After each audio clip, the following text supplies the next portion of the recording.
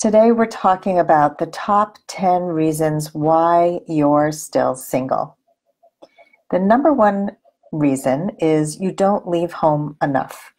It's hard to push ourselves to get out and do new things, but all the good stuff happens on the other side of our comfort zone. So I really recommend that even if you're not going out to meet men, just get out more often. There are weekends when it can feel like you're home forever and it can get really depressing. And so if you're working at home, get out and work in a coffee shop and make sure you look up and make eye contact with people. Talk to people wherever you go. Go to meetups. Go to do things that you haven't done. And don't just go with the intention of meeting men. Go without attachment to the outcome. And make sure that you're flirting when you get out. Number two, you approach dating as an all or nothing venture. Many of you go into dating as, I hope he's the one, and I hope he picks me.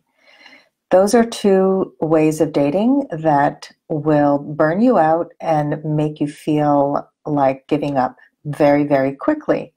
And so dating is not an all or nothing venture. I mean, I used to date that way when I was younger. And what really works better is to manage your expectations. Date a few men at a time, even if it's uncomfortable for you. Don't lock it down. Remember that you're discovering, you're not deciding. And view each date as someone that you're going to meet. It's a person he's a step on the road to love. He may not be the final destination, but on each date, you're going to learn something about yourself, about men, about dating, and bring your best self so that you're contributing to somebody's life. Number three, you haven't checked your baggage at the door. And what I mean by that is you really need to work on your stuff if you haven't done it. I know many of you are in therapy or you've done coaching, but this inner work is so crucial. When we do our inner work, we don't bring our past to the present. We don't keep attracting the same man with a different face.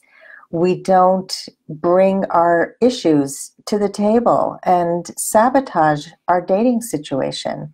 Number four, you trust men too soon. You see some signs that he likes you and he says some nice things and you begin to trust him and fall for him. And I want you to watch his actions over his words. And, we've said this many, many times, but it is so, so important to not just trust somebody because they said some nice things to you and you were lonely and it sounded good and it made you feel good. He's got to show you who he is consistently. Number five, you look for his faults. So if you go into dating looking to see what's wrong, I want you to change that up and start looking for what's right. And with my clients, I suggest that you look for three good things. Nice shoes, he showed up on time, he has a nice smile, and let him know that you notice those good things because it feels good to make other people feel good. And you'll feel better when you're looking for the good and not the bad. Number six, you're not present enough on the date. Many times we show up on dates and we're thinking about the future, we're thinking about the past, we're thinking about what we have on our to-do list, and we're not really present listening to what this person in front of us says. We have our judgment already. We're already making up a story about who he is. And so just stay present and try to really just stay in the moment. Number seven, we choose short-term pleasure over long-term happiness. Sometimes we give up on the long term. And so we think, we'll just date casually, we'll just have sex and everything will be fine. I'm not really looking for anything, or this is fine. This makes me happy.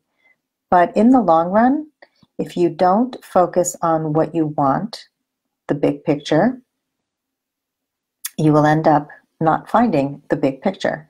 So you've got to be really clear about what your relationship goals are and be scrupulous about who you date and how you date. So please don't choose short-term pleasure over long-term happiness. Number 8, you go into dating looking for instant chemistry. How many of us want those butterflies? I mean, it says it in every single profile. Oh, I'll know it when I see it. And the answer is no, you probably will not know it when you see it.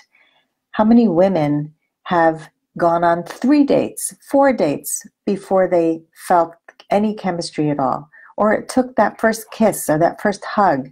There was a woman I knew who was dating 2 men. One was super hot, one was really not attractive to her. The super hot guy flaked out on her pretty quickly. The not so hot guy was consistent, loving, kind, connected, and one day she went to hug him, and oh my God, it wasn't instant, it was chemistry, and they got married. So she would never have given that guy a chance if she had only looked for the hot chemistry. Number 9, you're still looking for your type. We all have a type, right? And I once had a woman who was in her 70s who said she only wanted to date men with a full head of hair. She narrowed down her pool of dating by so much because she refused to date anybody who didn't have a full head of hair. Now that may seem ridiculous to you, but how many times have you rejected a guy because he's not your typical type? So I encourage you to look as far outside your type as possible. The guy who rides the motorcycle, who you thought was too wild for you, go on a date with him. The guy who has tattoos, if you're not totally against tattoos. It's, somebody maybe who's outside your religion or not as religious as you are. I have clients who are dating agnostic men, and they are Catholic and don't want to really be with somebody like that, but they give the guy a chance, and it turns out that they have more in common than they think because they're looking for the good, not the faults. So we want to attract somebody whose values line up.